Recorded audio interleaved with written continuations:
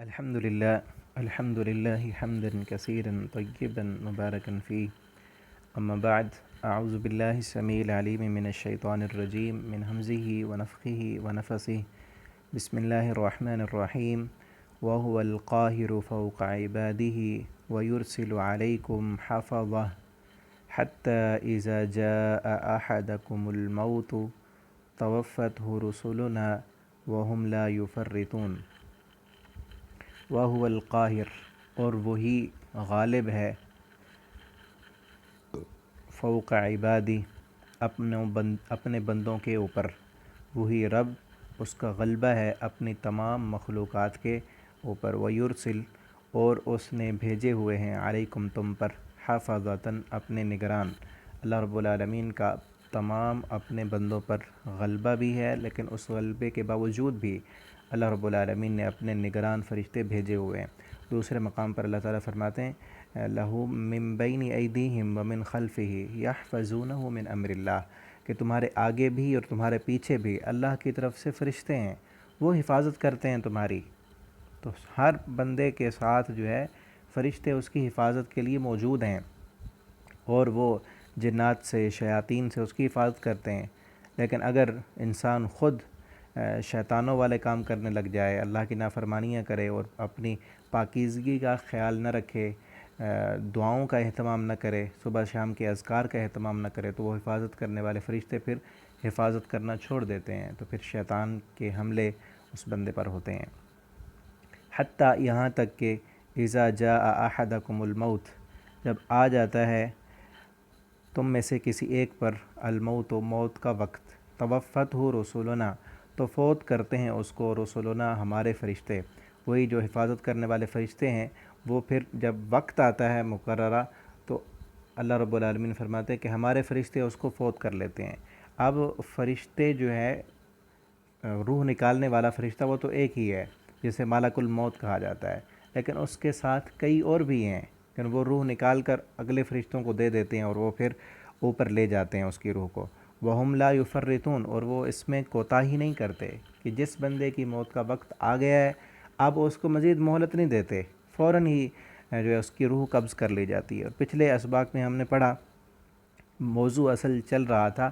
کہ وہ مشرکین مکہ توحید کو نہیں مانتے تھے، قرآن کو حق سچ نہیں سمجھتے تھے، اور بار بار یہ مطالبہ کرتے تھے کہ عذاب لاؤ.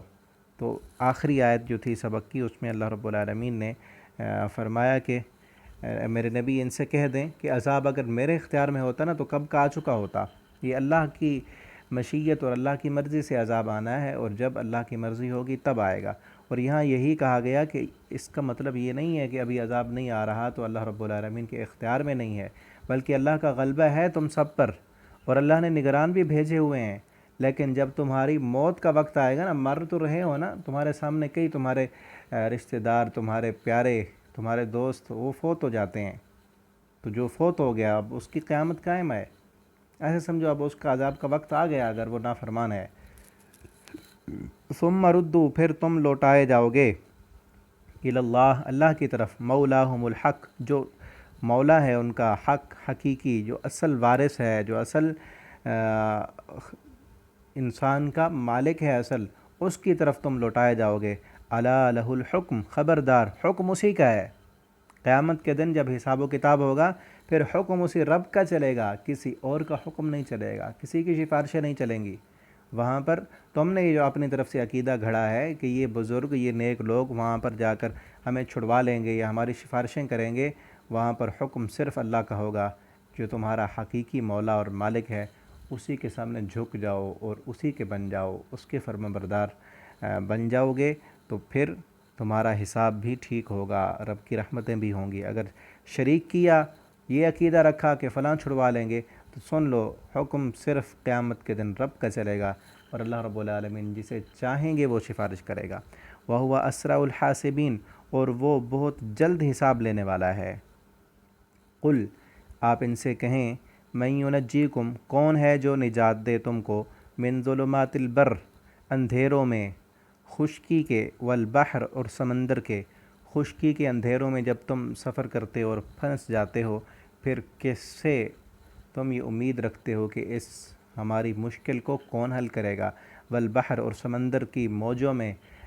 رات کے اندھیروں میں جب تمہاری کشتیاں پھنس جاتی ہیں تو تمہارے دل میں کیا ہوتا ہے کہ کون چھڑائے گا؟ یہی جو زمین پر معبود تم نے بنا کر رکھے ہیں، یہ ذہن میں ہوتا ہے کہ یہ چھڑا لیں گے۔ ان کافروں کا بھی یہ عقیدہ تھا، وہ بھی مشکل میں جب پھنستے تھے تو اللہ کو ہی بلاتے تھے۔ عقیدہ اور نظریہ تو یہ تھا نا کہ ان کو ہم راضی کریں گے تو رب راضی ہو جائے گا، لیکن جب مشکل آتی، اور واقعہ مشہور ہے بڑا، اکرمہ بن ابی جہل رضی اللہ تعالیٰ عنہ جو بعد میں مسلمان ہو گئے، وہ جا رہے تھے سمندر میں، سفر انہوں نے شروع کر دیا جب مکہ فتح ہوا، بڑا لمبا واقعہ ہے، اور راستے میں طوفان آیا، کشتی پھنس گئی، تو اکرمہ کہتے ہیں اس وقت ملاح کہہ رہا تھا کہ اخلص الدعاء، خالص دعا کرو، خالص دعا کرو۔ تو اکرمہ کہتے ہیں میں نے اپنے سارے معبودوں کو بلانا شروع کیا، تو اس وقت جو ہے اس ملاح نے کہا کہ اب اگر بچنا ہے تو رب کو بلاؤ، یہ بت جو ہیں، یہ لات منات عزا، یہ کچھ نہیں کر سکتے، یہ یہاں نہیں بچا سکتے، یہاں بچانے والی ذات ایک رب العالمین کی ہے۔ تو اس وقت حضرت اکرمہ نے کہا میں نے دل میں سوچ لیا کہ اگر یہ یہاں نہیں بچاتے یہ بت، اسی کی خاطر تو ہم نے، انہی کی خاطر ہم نے اپنی جو ہے باپ کٹا دیے، ہم نے اپنے رشتہ دار کٹا دیے، ہم نے ساری لڑائیاں ان کی خاطر کی، یہ بچاتے نہیں، یہی بات تو محمد رسول اللہ کرتے ہیں، یہ کچھ نہیں کر سکتے۔ اگر واقعتاً کچھ نہیں کر سکتے تو دل میں سوچ لیا کہ اب اس ملاح کو کہوں گا کہ میں نے آگے نہیں جانا، واپس مکہ جاؤں گا، اور ویسے ہی ہوا۔ پھر واپس آئے مکہ میں، نبی کریم صلی اللہ علیہ وسلم کے پاس آئے اور اسلام قبول کر لیا۔ تو اللہ کے نبی صلی اللہ علیہ وسلم ان سے یہ پوچھ رہے ہیں کون تمہیں نجات دیتا ہے خشکی کے اور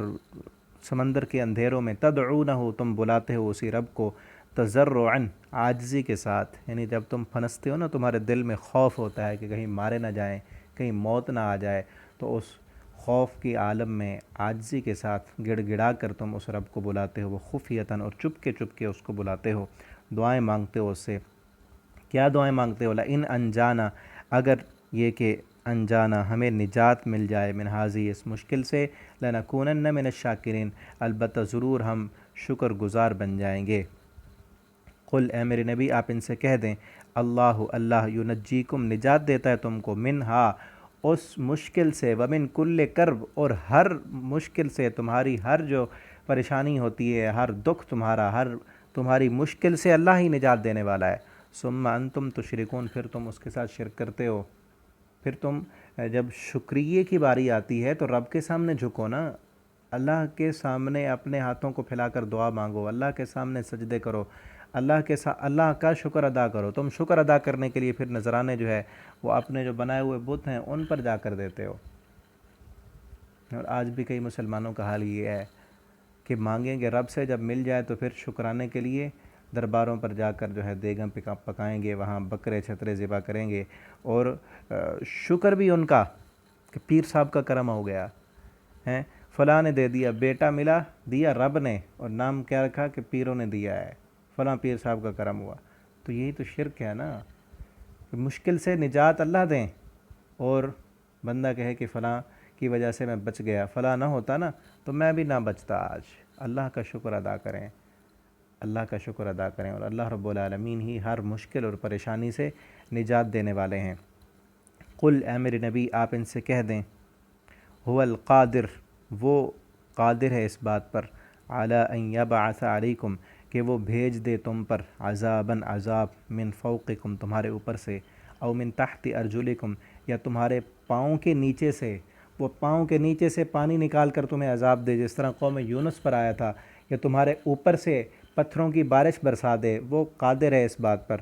او یلبسکم، یا وہ چکھائے تم کو، شیعاً، او یلبسکم، یا وہ تمہارا معاملہ ملتبس کر دے، خلط ملط کر دے، شیعاً، گروہوں کی صورت میں، یعنی تم آپس میں متحد ہو اور متفق ہو، اگر اللہ رب العالمین تمہیں عذاب دینا چاہیں اور تمہارے درمیان پھوٹ ڈال دیں اور اختلافات پیدا ہو جائیں تمہارے گروہوں میں، شیعاً، مختلف گروہوں میں تم بٹ جاؤ، وَيُذِيقَ بَعْضَكُمْ بَأْسَ بَعْضٍ، اور وہ چکھائے بعض تمہارے کو بأس بعض، بعض کی قوت سے عذاب، کہ تمہارے اندر قوت اور طاقت ہے نا، تم اور ملے ہوئے ہو، تمہارے اندر اتفاق ہے، اس اتفاق کو وہ توڑ دے اور تم آپس میں لڑنا شروع ہو جاؤ، تو ایک کی قوت سے ایک کو سزا ملے گی، دوسرے کی قوت سے دوسرے کو سزا ملے گی، تو یہ اللہ تعالیٰ کرنا چاہیں تو اس بات پر بھی قادر ہیں۔ انظر، آپ دیکھیں، کیف نصرف الآیات، کیسے ہم پھیر کر بیان کرتے ہیں اپنی نشانیاں، لعلہم یفقہون، شاید کہ وہ سمجھ سکیں، سمجھنے والے بن جائیں، اور جو بندہ قرآن کو سمجھ جائے اور اس کے مطابق اپنی زندگی بسر کرنا شروع کر دے، اپنے اندر تبدیلی لائے، وہی دنیا میں بھی کامیاب ہے اور آخرت میں بھی کامیاب ہے۔ آپ سے یہ گزارش ہے کہ جیسے پہلے بھی میں کہتا رہتا ہوں، اپنے دوستوں تک ان اسباق کو شیئر کیا کریں تاکہ آپ کے لیے بھی یہ صدقہ جاریہ بنے اور قرآن کی تعلیم عام ہو۔ اللہ رب العالمین سے دعا بھی کریں اللہ تعالیٰ ہمیں قرآن پڑھنے کی، سمجھنے کی اور اس کے مطابق زندگی بسر کرنے کی توفیق دیں۔